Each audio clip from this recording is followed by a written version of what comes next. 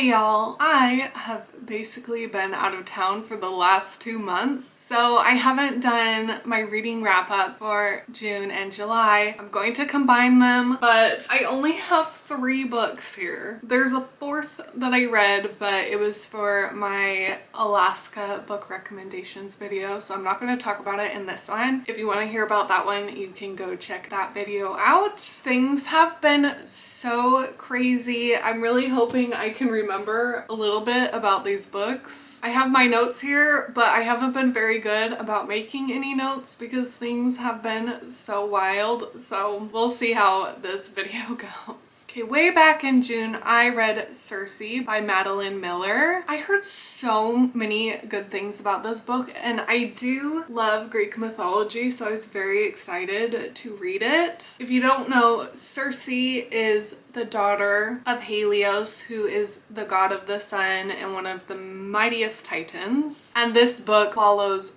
her story. I've realized I love Greek mythology and the stories, but this book bounced around so much and the oddest things happen, and it's just like, oh, like totally normal, moving on to the next thing. Like someone was turned into a bird and like moving on, no big deal. Just like bizarre things that don't make sense. But that's just like how Greek mythology is. It's so wild. And everyone is so mean to Sooo basically the entire book. I really didn't like that. I think it was like the last 10 chapters of the book where I was like, oh, this is a story I really love and wanted to keep reading, but it was literally just like the last 10 chapters or something. And I'd almost recommend this book just for that last little bit. It was so good. One of my favorite quotes from this book was, "I had kept away from him for so many reasons. His mother and my son, his father and Athena, because I was a god and he a man. But it struck me then that at the root of all those reasons was a sort of fear, and I've never been a coward. I reached across that breathing air between us and found him." I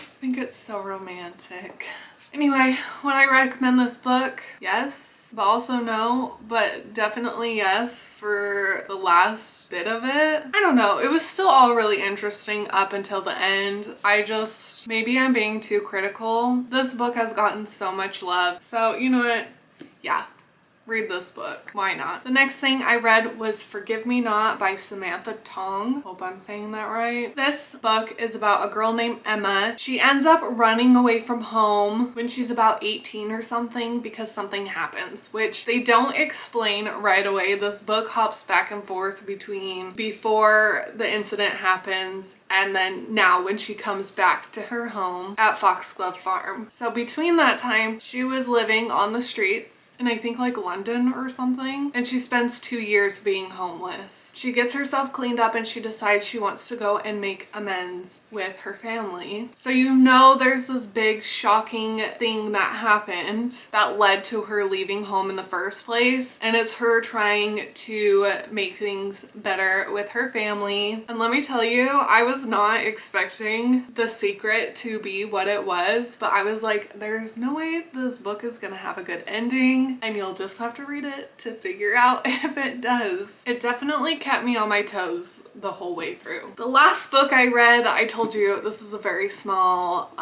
monthly wrap up, but I read Cicadas Sing of Summer Graves by Quinn Connor, which I actually believe it was 2 writers and that's like their pen name. Is that what you call it if you like write a book with someone else? Or is a pen name just if you're writing under a false name? I don't know. Anyway, this was written by 2 different people, but they actually work really well together. I would have never guessed that it was written by 2 different people. It was very cohesive. This book follows 3 women, Cassie, Lark, and June. One summer, all 3 of these women end up in this small lakeside town of Prosper, Arkansas. And the special thing about this town was decades before there was a town and it was flooded, and now the town is under this lake that Prosper, Arkansas is laid around. found. So there's a lot of weird, bizarre things that happen in this town because of things that were flooded long ago. And bound together, all three of them kind of have to deal with their home's history and the ruins of the town that was lost far below the lake surface. This book was so fun because it definitely had a spooky vibe. It made me feel very Halloween-y, but it was also set in like July in this hot town of Arkansas, and they live on a lake and like a bunch of people are in houseboats. So it was also a very summery vibe as well. I thought that was a lot of fun. I don't know if I've ever really read anything with or both of those vibes in it. This was also a dual point of view book, so it would hop back and forth between the three girls' point of view and their different